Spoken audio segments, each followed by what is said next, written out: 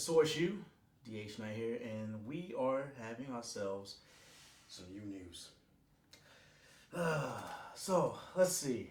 I think the top story we should do right first, right quick, is a sad story, I'm sorry to say. Top news, of course, we lost beloved Pops, John Witherspoon, passed away last Tuesday. Many of y'all, of course, will know John Witherspoon from Friday and, of course, other things, of course, Boondocks, Granddad, other stand-ups and everything else. And he actually has a YouTube channel which he's been doing since 2009, which he's been doing a lot of funny cooking videos. Actual fact, if y'all want to see what he was last doing, please check in YouTube his channel. He's actually doing cooking, I believe, using gumbo. It was pretty funny. But sad to say, he had died at age 77. He died in his home. It was Tuesday. Of course, he lived in Detroit. And he's been living in Detroit. Well, actually, was born in Detroit. He was born in 1947. You know, so he started his acting career in the late 1970s. You know, starting television roles and stand-ups. And so,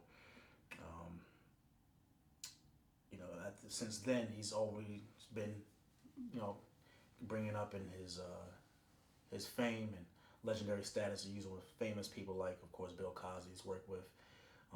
You know, lately it was been the Waynes a lot. You know, Boondocks. Actually, it was supposed to have done a new Boondocks starting with John Witherspoon as Pops. He was going to reprise his role, but unfortunately, they're going to have to change that now. But he will be missed.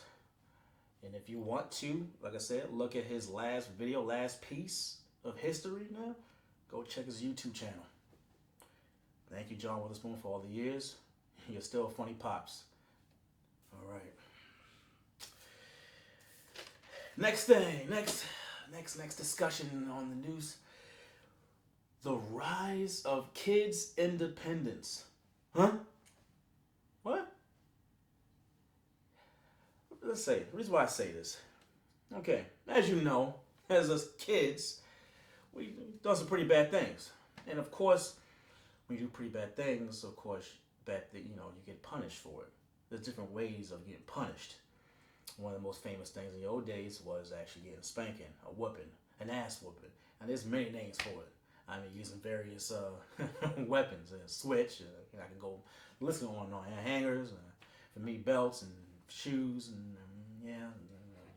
But the reason why is a rise in kids' independence is because nowadays, as you all will know, you can't do certain things to kids without implications. Now, of course, a lot of people get overboard. As you can see, they, excessively do things that's overboard, pretty much. You know, whoopings, beatings, abusing, and that brings the topic of the independence of kids. Child Protective Services. They, of course, put their hands in making sure that kids are safe and they're not being abused. They've been doing this for years. Actually, around the country, a lot of, as they call, corporal punishments, which are using spankings and beatings, are being removed. We are one of the few countries that still has this being legal. But, of course, if you overstay your boundaries or if you go overboard, they will come and intervene, which will, probably either leave you as a parent not having a child anymore or having criminal time. But my problem is, even as a father myself, I think that corporal punishment, yes, it can go a little too far, but it is necessary with these kids today. Their independence makes these kids do what the hell they want to do. And that's not okay with Source U. It's not okay with me, not okay with Boss, not okay with Sergio, anybody. Sorry. But it is a rise, and this definitely needs to be looked into, utilizing how you're going to treat your kids and seeing if it's too far for other people to intervene in your personal parenting matters. That's definitely something to check up and look into. Okay, next topic. We're going to move a little along. Actual releases in video game news. this month, actually. One of the games that's actually being released in a couple of weeks, I believe November 19th, has been a game that's been true and dear to a lot of people in the Sega field ever since the days of Dreamcast. And if you don't know, it's actually Shenmue.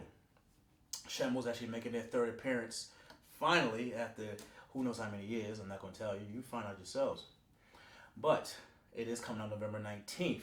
Now, for people that like to be collective, enthusiasts, you try and figure out, well, okay, is it how pre-order? Does it come with anything? Well, I could definitely tell you that GameStop right now has not disclosed any information on pre-order bonuses, but you can pre-order. Best Buy, on the other hand, lets you get the steel book that comes with the game, so that's an added bonus. If you, of course, want to do online, Amazon has a special pre-order bonus which gives you DLC codes. Like, for instance, you get an outfit, an actual Kung Fu outfit, which is pretty nice, pretty cool.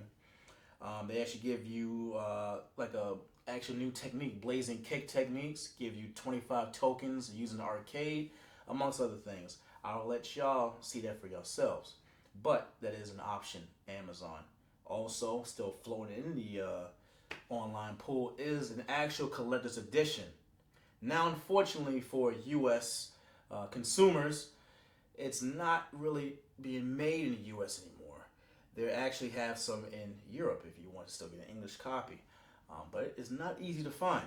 So places like PlayAsia may have still copies. Amazon may have it lurking, but currently could be unavailable. But it is out there.